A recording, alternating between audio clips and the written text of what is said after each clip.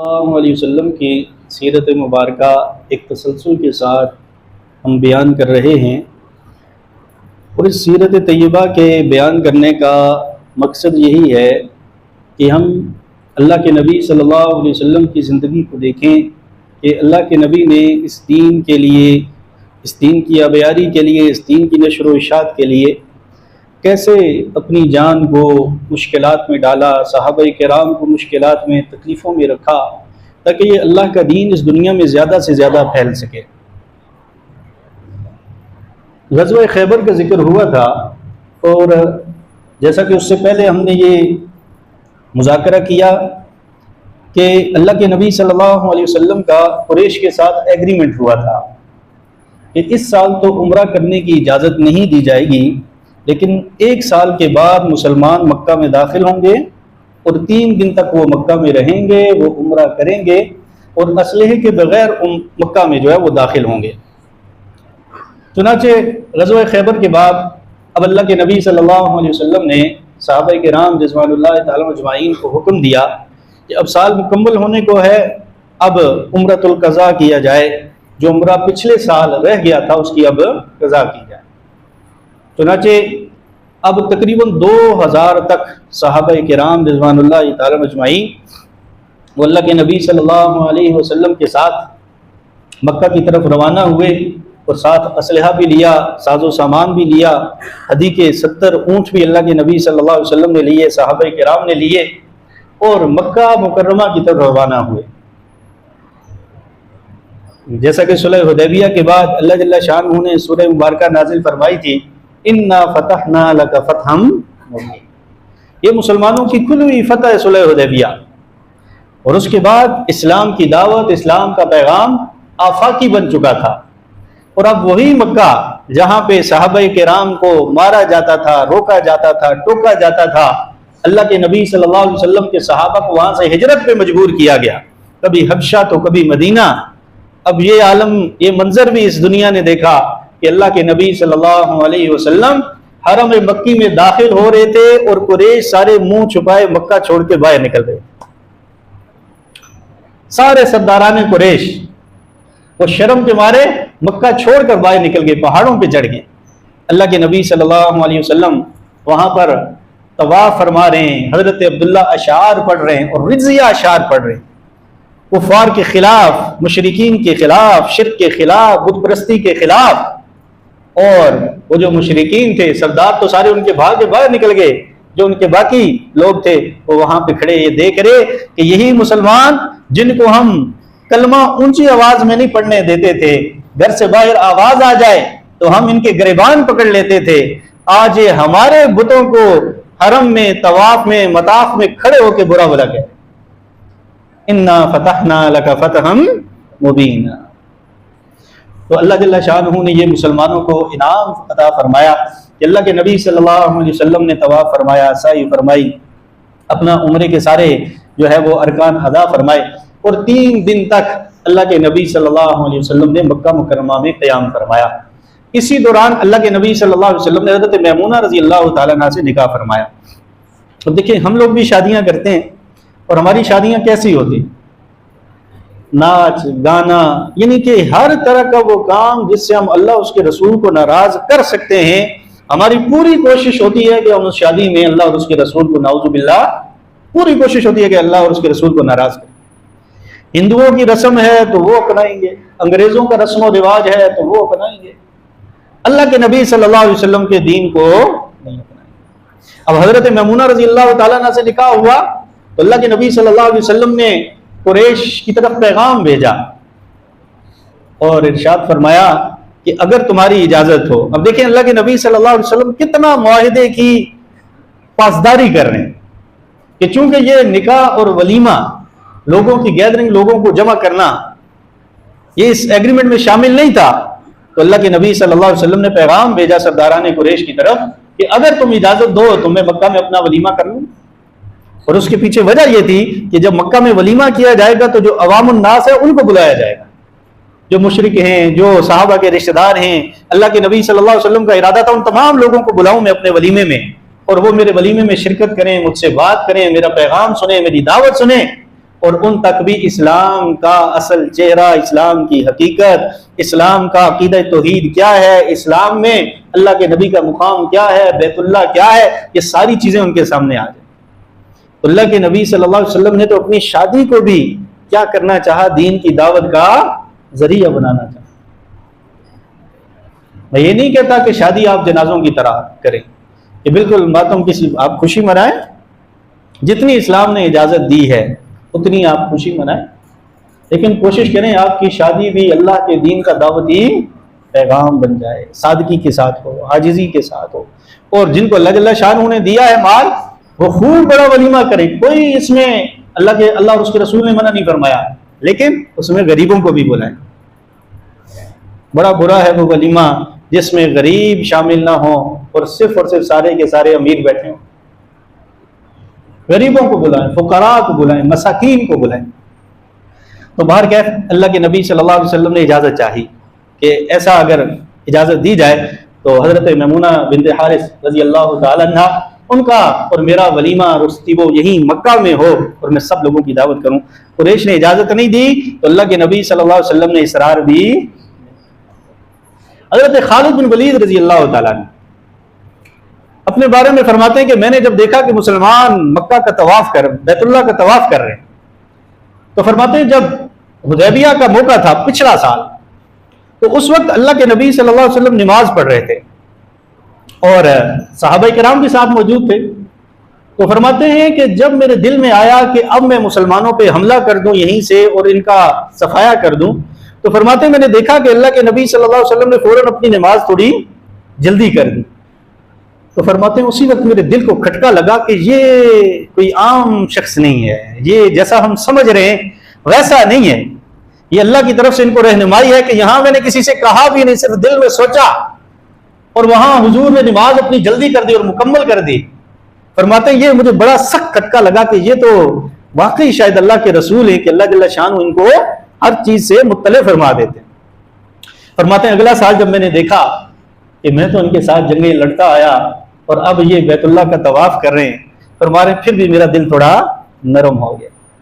اور ان کے بھائی تھے، حضرت خالد بن ولید کے بھائی تھے ولید بن ولید مغیرہ، ولید بن ولید رضی اللہ تعالیٰ عنہ، وہ اللہ کے نبی صلی اللہ علیہ وسلم کے پاس حضرت خالد مشرکین کی طرف سے فرماتے ہیں کہ میرے بھائی نے مجھے بڑا ڈھونڈا مکہ میں کہ میں ملوں، میں نہ ملا، اور پھر اس نے مجھے خط لکھا میرے نام ہے، اور اس خط میں یہ لکھا کہ تم جیسا عقل مند اور سمجھدار شخص آخر کیا وجہ ہے کہ وہ اتنی چیزیں سامنے آنے کے باوجود بھی اتنی عقل اور اتنا شعور نہیں رکھتا کہ یہ اللہ کے سچے رسول ہیں، صادق اور امین ہیں، کیسی ان کی زندگی مکہ میں گزری، تو ان پہ تمہیں نہیں ایمان لانا چاہیے۔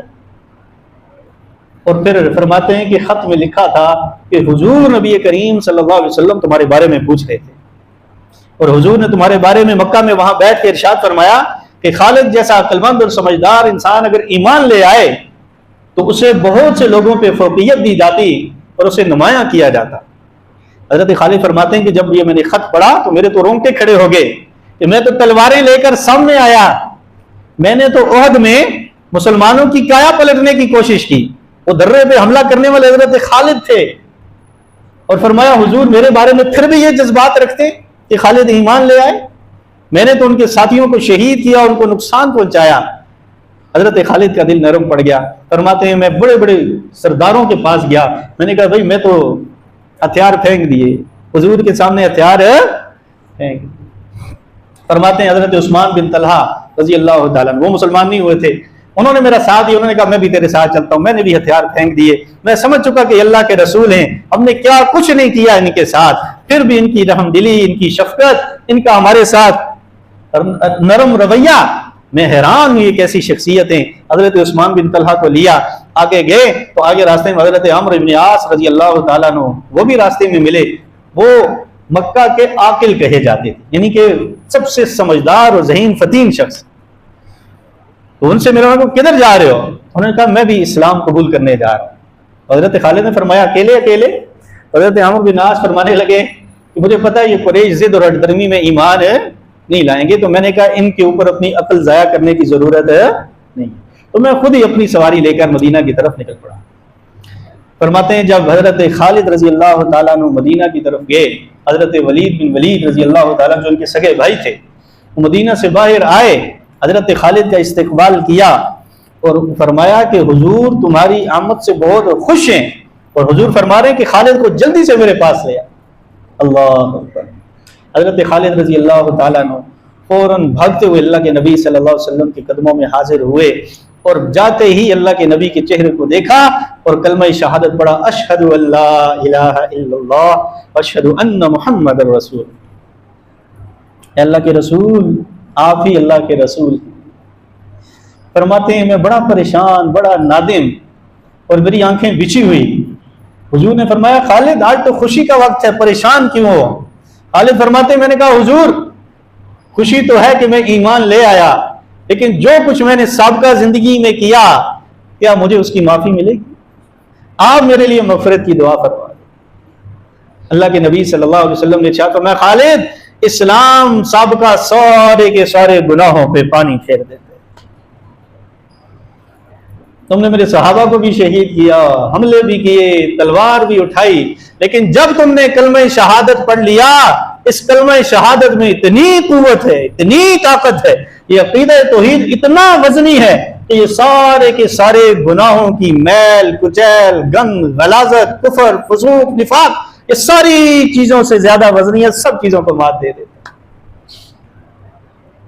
اور پھر اللہ کے نبی صلی اللہ علیہ وسلم نے حضرت خالد رضی اللہ تعالیٰ عنہ کے لیے دعا بھی فرمائی، اے اللہ خالد کی مغفرت فرما۔ کیا خوش نصیب ہیں صحابہ، اس خوش نصیبی کا ہم لوگ تصور بھی نہیں کر سکتے۔ ہم اپنے ماں باپ سے کہتے ہیں ہمارے لیے دعا کریں، اپنے پیر و مرشد سے کہتے ہیں ہمارے لیے دعا کریں، اپنے مولوی صاحب سے مفتی صاحب سے کہتے ہیں ہمارے لیے دعا کریں۔ حضور کے صحابہ وہ خوش نصیب صحابہ ہیں جو حضور سے فرماتے تھے حضور ہمارے لیے دعا کریں، اور حضور ان کے لیے دعا فرماتے بھی تھے۔ سورہ توبہ اللہ کیا فرماتے ہیں؟ حضور ان کے لیے دعا کیجئے، ان صلاتک سکن لہم، آپ کا ان کے بارے میں دعا کرنا سکن لہم ان کو بڑا سکون اور اطمینان دیتا ہے۔ صحابہ وہ ہیں جن کے لیے حضور دعائیں فرماتے تھے، صحابہ وہ ہیں جن کے لیے حضور دعائیں کیا کرتے تھے، اور آج کچھ بدبختوں کی زبانیں ان صحابہ سے محفوظ نہیں۔ اللہ ہم سب کے ایمان کی حفاظت فرمائے۔ پچھلے ہفتے انڈیا کے ایک مشہور عالم دین فوت ہوئے، اور ندوہ کے علماء ان کا علم، ان کی فہم و فراست اور ان کی خطابت اور ان کی لکھائی، ان کی کتابیں، ان کی کتابت پوری دنیا میں مشہور ہے، لیکن اصل یہ ہے کہ ذہین ہونا، فطین ہونا، عالم ہونا، عابد ہونا، زاہد ہونا، سب چیزوں پہ فوقیت رکھتا ہے انسان کا با ادب ہونا۔ سب چیزوں پہ کیا فوقیت رکھتا ہے انسان کا؟ با ادب ہونا۔ جب انسان میں ادب نہ رہے پھر انسان بہت چھلانگے لگاتا ہے، پھر انسان بہت آگے نکل جاتا ہے۔ علم بھی تھا، زہد بھی تھا، سب چیزیں تھیں، لیکن جب صحابہ پہ زبان کھلی، ادب نہ رہا، تو پھر خاتمہ بالخیر نہ ہو۔ ہمارے سامنے وہ صحابہ کرام، وہ حضرت ابو ہریرہ رضی اللہ عنہ جن کی 5000 روایات ہیں، 5000 روایات اللہ کے نبی صلی اللہ علیہ وسلم سے محفوظ کر کے میرے تک آپ تک پہنچائی۔ ان کے بارے میں اس شخص نے باتیں کی، حضرت امیر معاویہ رضی اللہ تعالیٰ عنہ، نعوذ باللہ، ان کے بارے میں اس شخص نے زبان درازی کی، جو حضور کے ساتھ رہے، جنہوں نے حضور کا کلمہ پڑھا، جنہوں نے حضور نبی کریم صلی اللہ علیہ وسلم کے دین کے لیے محنت کی، جدوجہد کی، کوشش کی، ان پہ انسان کیسے زبانیں اٹھا سکتا؟ یہ زبانیں نہیں اٹھتی، یہ زبانیں نہیں بولتی، خدا کی قسم یہ جہنم کی آگ پیٹ میں بھری جاتی۔ اس لیے اپنے آپ کو بے ادبی سے بچایا کریں۔ ادب یہ اسلام میں، دین میں، روحانیت میں، اللہ کے قرب میں، اللہ کے رسول کے قرب میں، یہ ادب، یہ زینہ ہے، یہ سیڑھی ہے جس پہ انسان چڑھتا چلا جاتا ہے، چڑھتا چلا جاتا ہے۔ عبادات بھلے کم ہوں، نوافل بھلے کم ہوں، فرائض میں کمی کوتاہی بھی ہو، لیکن ادب ہو، اللہ عفو و درگزر والا معاملہ فرمائے۔ لیکن علم ہو، عبودیت ہو، عبادت ہو، زہد ہو، ہر چیز ہو، لیکن ادب نہ ہو تو انسان ابلیس بن جاتا ہے، شیطان بن جاتا ہے۔ اللہ راندہ درگاہ کر دیتا ہے، اللہ دربار سے نکال دیتا ہے، اللہ کی نظر کرم، اللہ کی نظر شفقت سے انسان محروم رہ جاتا ہے۔ اس لیے ہمیشہ یہ دعا کرتے رہنا چاہیے، اللہ سب کو خاتمہ بالایمان نصیب فرمائے، سب کو آمین۔ حضرت خالد رضی اللہ تعالیٰ عنہ ایمان لے آئے، سیف من سیوف اللہ۔ اس کے بعد غزوہ موتا، اسلام کی ایک بڑی جنگ، اللہ کے نبی صلی اللہ علیہ وسلم نے 3000 صحابہ کرام کا لشکر تیار فرمایا، اور اس کی وجہ یہ تھی جب قیصر روم کو اللہ کے نبی صلی اللہ علیہ وسلم نے خط لکھا تو غسان کے بادشاہ کو بھی، غسان کے گورنر کو بھی خط لکھا تھا جو روم کے ماتحت ہی علاقہ آتا تھا۔ اس شخص نے بجائے اس کے کہ اللہ کے نبی کا خط پڑھتا، اس شخص نے اللہ کے نبی صلی اللہ علیہ وسلم کے اس قاصد کو، اس صحابی رسول کو رضی اللہ تعالیٰ عنہ کو شہید کر دیا تھا۔ تو اب اللہ کے نبی صلی اللہ علیہ وسلم خیبر میں مصروف تھے، تو خیبر سے جب اللہ کے نبی صلی اللہ علیہ وسلم فارغ ہوئے، عمرۃ القضاء فرمایا۔ اس سے فراغت کے بعد سب سے پہلا کام اللہ کے نبی صلی اللہ علیہ وسلم نے فرمایا کہ غسان والوں نے جو اللہ کے نبی صلی اللہ علیہ وسلم کے خط کی توہین کی، جو صحابی کو شہید کیا، اس کے بدلے کے لیے 3000 صحابہ کرام کا لشکر تیار کیا، اور فرمایا یہ جو علم ہے یہ زید بن حارثہ کے ہاتھ میں ہوگا، اور اگر وہ شہید ہو جائیں تو جعفر بن ابی طالب کے ہاتھ میں ہوگا، اگر وہ شہید ہو جائیں تو حضرت عبداللہ بن رواحہ رضی اللہ تعالیٰ عنہ کے ہاتھ میں ہوگا، اور فرمایا اگر وہ بھی شہید ہو جائیں تو پھر جس پہ مسلمان متفق ہو جائیں تو اسی کے ہاتھ میں یہ علم دے دیا جائے۔ صحابہ فرماتے ہیں کہ ان 3 صحابہ کی شہادت کا تو ہمیں یقین ہو گیا کہ حضور ویسے تو ایسے لشکر کی روانگی میں نہیں فرماتے ہوتے کہ اس سے لشکر شہید ہو جائے تو اس کو دینا، اس کو دینا، تو یہ جو تینوں کا نام لیا تو یہ تو یقینی بات ہے یہ تینوں شہید ہو جائیں گے۔ چوتھے کا نام نہیں لیا، اس کا مطلب ہے چوتھے امیر بھی اللہ مسلمانوں کو فتح نصیب فرمائے۔ اندازہ کریں صحابہ کے ایمان کا، ہم تو سوچ بھی نہیں سکتے، اللہ کی قسم سوچ بھی نہیں سکتے کیا اللہ نے ان کو ایمان دیا تھا۔ صحابہ کرام وہاں پہنچے میدان جنگ میں تو معلوم ہوا مقابلے میں آنے والا لشکر اس کی تعداد 1 لاکھ ہے۔ کتنی تعداد ہے؟ 1 لاکھ ہے۔ اور پھر خبر آئی کہ غسان کے گورنر نے خط لکھا ہے قیصر روم کو کہ 1 لاکھ کا لشکر تو میں نے تیار کر لیا، لیکن دیکھا ہے تم نے انہوں نے خیبر میں کیا کیا ہے، تو اس لیے تم بھی وہاں روم سے 1 لاکھ کا لشکر بھیجو۔ یہ 1 لاکھ کا لشکر یہاں موجود اور 1 لاکھ کا لشکر روم سے آ رہا، 2 لاکھ کے لشکر کے مقابلے میں صحابہ کی تعداد صرف اور صرف 3000، صرف 3000 صحابہ کرام رضوان اللہ تعالی مجمعین۔ اور جس دن جنگ شروع ہوئی اللہ کے نبی صلی اللہ علیہ وسلم ممبر مسجد نبوی کے ممبر پہ تشریف لے آئے۔ صحابہ نے دیکھا معمول نہیں ہے لیکن حضور ممبر پہ تشریف فرما رہے، سارے صحابہ کرام اللہ کے نبی صلی اللہ علیہ وسلم کے پاس آ کر جمع ہو گئے۔ اب حالت یہ ہے کہ اللہ کے نبی صلی اللہ علیہ وسلم جنگ موتا کی منظر کشی کرتے ہیں، سارے پردے اللہ نے ہٹا دیے۔ یہ حضور کا معجزہ ہے۔ کیا ہے حضور کا معجزہ؟ حضور کے معجزات ایسے تھے کہ انسان اش کر اٹھتا ہے۔ حضور فرماتے ہیں میری آنکھیں تو سوتی ہیں لیکن میرا دل نہیں سوتا۔ حضور فرماتے ہیں جیسے مجھے آگے نظر آتا ہے ایسے ہی مجھے پیچھے بھی نظر آتا ہے۔ لیکن صحابہ کے فرمایا کہ تم پیچھے چل رہے ہوتے ہو لیکن مجھے پیچھے تم نظر آ رہے ہوتے ہو۔ اللہ نے ایسی آنکھیں عطا فرمائی۔ تو یہ حضور کا معجزہ تھا، اللہ نے سارے پردے ہٹا دیے، سارے پردے ہٹا دیے۔ اللہ کے نبی صلی اللہ علیہ وسلم منظر دیکھ رہے جنگ موتا کا، فرما رہے ہیں زید بن حارثہ کے پاس علم ہے، فرمایا علم زید سے گر گیا، زید شہید ہو گیا۔ پھر فرمایا اب میرا رشتہ دار جعفر بن ابی طالب، حضرت جعفر سے اللہ کے نبی کو بڑی محبت تھی، حضرت علی کے بڑے بھائی تھے، فرمایا اب میرے جعفر کے پاس علم آ گیا ہے اور بڑی جوان مردی سے مقابلہ کر رہا ہے۔ پھر حضرت جعفر بن ابی طالب رضی اللہ تعالیٰ بھی شہید ہوئے، اور حضرت جعفر کیسے شہید ہوئے؟ ان کا ایک بازو کاٹا گیا، انہوں نے دوسرے بازو میں ہاتھ میں علم اٹھایا، دوسرا بازو بھی کاٹ دیا۔ اللہ کے نبی یہ ساری منظر کشی صحابہ کرام کے سامنے فرما رہے اور فرمایا میرے جعفر کو شہید کر دیا گیا۔ اس کے بعد علم حضرت عبداللہ بن رواحہ رضی اللہ تعالیٰ نے اٹھایا اور حضور خاموش ہو گئے، کچھ دیر خاموش رہے۔ صحابہ پریشان کیا ہوا؟ فرمایا عبداللہ بن رواحہ کے دل میں تھوڑا تردد پیدا ہوا لیکن پھر اس کا ایمان مضبوط ہوا۔ اور وہ دشمن کے لشکر میں گھس گیا اور فرمایا عبداللہ بن رواحہ بھی شہید ہو گیا۔ فرمایا اب یہ علم، یہ جھنڈا اس شخص کے ہاتھ میں آیا ہے جو سیف من سیوف اللہ، جو اللہ کی تلواروں میں سے ایک تلوار ہے۔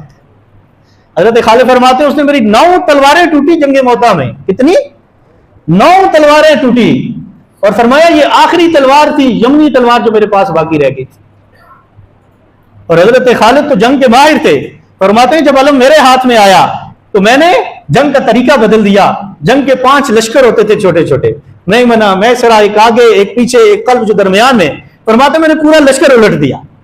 جو دائیں والے تھے ان کو بائیں کھڑا کر دیا، بائیں والوں کو دائیں طرف، دائیں والوں کو آگے پیچھے کر دیے صاحب۔ فرماتے ہیں جب دوسرے دن دشمن سامنے آیا تو انہوں نے کہا انہوں نے پیچھے سے اور کمک بلا لی، اور فرمایا پھر جب حملہ کیا تو اس کے بعد دوسرے دن دشمن مقابلے کے لیے نہ آ سکا۔ یہ تھا سیف من سیوف اللہ، اللہ کی تلواروں میں سے ایک تلوار۔ صحابہ کرام رضوان اللہ تعالی مجمعین انتظار کرتے رہے، لیکن ان 3000 کے مقابلے میں 2 لاکھ کا لشکر، دوسرے دن کوئی بھی ایک شخص بھی صحابہ کے سامنے کھڑا ہونے کے قابل نہ تھا۔ تو حضرت خالد بن ولید رضی اللہ تعالیٰ عنہ نے جب دیکھا کہ دشمن اب پسپا ہو چکا ہے تو صحابہ کرام کو حفاظت کے ساتھ اللہ کے نبی صلی اللہ علیہ وسلم کے پاس واپس لے آئے مدینہ منورہ میں۔ اب اللہ کے نبی صلی اللہ علیہ وسلم کے پاس صحابہ کرام تشریف لے آئے، اور اس پورے غزوے میں کتنے صحابہ کرام شہید ہوئے؟ صرف اور صرف 12۔ کتنے؟ 12۔ جب اللہ کی مدد نازل ہو جائے، جب اللہ کی مدد اتر پڑے، جب اللہ کے فرشتے میدان میں آ جائیں، تو پھر اللہ جل شانہ اپنا نام لینے والوں کو یوں فتح عطا فرماتے ہیں کہ 2 لاکھ کا لشکر سامنے اور 3000 صحابہ، اور ان میں سے صرف 12 صحابہ کرام شہید ہوئے، اور باقی سارے کے سارے صحابہ کرام بحفاظت اللہ کے نبی صلی اللہ علیہ وسلم کے پاس پہنچے۔ حضرت جعفر طیار رضی اللہ تعالیٰ عنہ، اللہ کے نبی صلی اللہ علیہ وسلم کی آنکھوں میں آنسو، اور فرمایا میرا جعفر جنت میں جنت کے پروں کے ساتھ اڑ رہا ہے۔ دنیا میں تو اس کے دونوں بازو کاٹ دیے گئے نا، تو اللہ کے نبی نے فرمایا میں دیکھ رہا ہوں کہ جنت میں جعفر 2 جنتی پروں کے ساتھ، میرے جعفر جو ہے فرشتوں کے ساتھ اڑ رہے ہیں۔ یہ شہادت، یہ مطلوب و مقصود ہوتی ہے مومن۔ آج ہم میں سے کتنے لوگ ایسے جو شہادت کی دعا کرتے ہیں؟ کوئی نہیں۔ ہم نے تو کبھی سوچا بھی کوئی نہیں کہ یار جہاد کریں گے، ہم نے تو کبھی سوچا بھی نہیں ہے کہ اللہ کے دین کے لیے تلوار اٹھائیں گے، اسلحہ اٹھائیں گے، کلاشن اٹھائیں گے، کچھ اٹھائیں گے۔ کبھی سوچ تو لیا کریں، کبھی یہ احساس ندامت تو پیدا کر لیا کریں، کم از کم اٹھانے کا ذوق نہیں ہے کہ ہم نے کبھی اس جذبے کے بارے میں اللہ کے رسول کے لیے، اللہ کے دین کے لیے، دین کی سربلندی کے لیے ہمارے دلوں میں جذبہ جہاد ہو، جہاد کی بات ہو، ہمارے دل میں یہ آیا ہو کاش ہمارے ہاتھ میں کلاشن ہو، سامنے ہندو ہوں، عیسائی ہوں، یہودی ہوں، کفار ہوں، مشرکین ہوں، اور ہم صرف اللہ کے دین کے لیے، اور کسی جذبے کے لیے نہیں، اس کے لیے اللہ کے دین کے لیے ہم تلوار اٹھائیں۔ کبھی ہم سوچتے بھی نہیں کیسی غلاظت والی زندگی ہم گزار رہے ہیں۔ تو یہ جو سیرت بیان کی جاتی ہے اس کا مقصد یہی ہے کہ اللہ کے نبی صلی اللہ علیہ وسلم کی محبت دلوں میں آ جائے۔ یہ صحابہ بھی تو تھے نا، حضرت جعفر طیار کی بچیاں، اللہ کے نبی جب گئے ان کے گھر، حضرت جعفر کی بچیوں کو سینے سے لگا لیا، اور اللہ کے نبی صلی اللہ علیہ وسلم کی آنکھوں میں آنسو۔ اپنے پیاروں کو یوں موت کے منہ میں بھیج دینا یہ کوئی آسان کام؟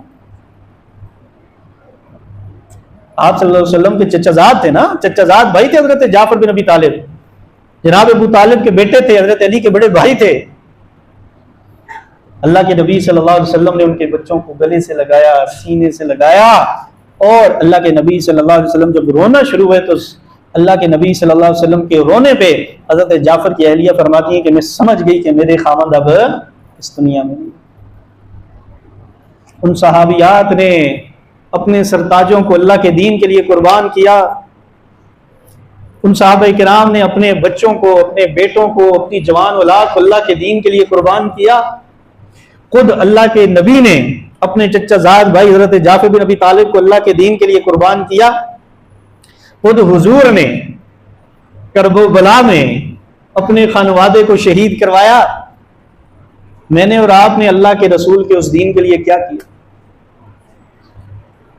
سوائے اس کے کہ مسجد میں آ کے لڑائی کی، سوائے اس کے کہ مسجد میں آ کے دنگا فساد کیا، سوائے اس کے کہ لوگوں کی ٹانگیں کھینچی، سوائے اس کے کہ جو دیندار ہیں ان پہ تہمتیں لگائی، سوائے اس کے کہ علماء کے خلاف باتیں کی، مساجد مدارس کے خلاف باتیں کی، میں نے اور آپ نے اس کے علاوہ دین کے حوالے سے کیا کبھی زبان کھولی ہے؟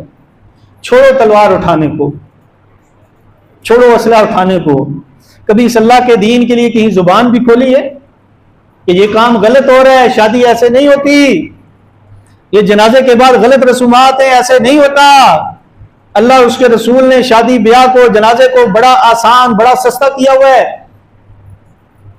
کبھی کہیں بے حیائی پہ ہم نے زبان کھولی؟ بیٹا یہ گانے نہ سنا کرو، یہ کانوں کے ذریعے دلوں میں نفاق جاتا ہے، کہیں زبان کھولی؟ بیٹا یہ پیسے تو لا رہے ہو، یہ کہاں سے لا رہے ہو؟ تمہاری تو سرکاری ملازمت ہے، 80,000 سے زیادہ تمہاری سیلری نہیں، 20,000 سے زیادہ تمہارا بونس کوئی نہیں، 5 لاکھ کا آئی فون کہاں سے لے کے آئے ہو؟ کبھی تو زبان کھولیں اللہ کے دین کے لیے، کھولیں گے انشاءاللہ؟ زبان کھولیں گے تو اللہ ہاتھ اٹھانے کی بھی توفیق دے گا۔ اللہ جل شانہ اللہ کے پاک پیغمبر صلی اللہ علیہ وسلم کی محبت نصیب فرمائے، کثرت سے درود شریف پڑھنے کی توفیق عطا فرمائے، اور اللہ کے نبی کی سیرت کے مطابق ہمیں زندگی گزارنے کی توفیق عطا فرمائے۔ وآخر دعوانا ان الحمدللہ۔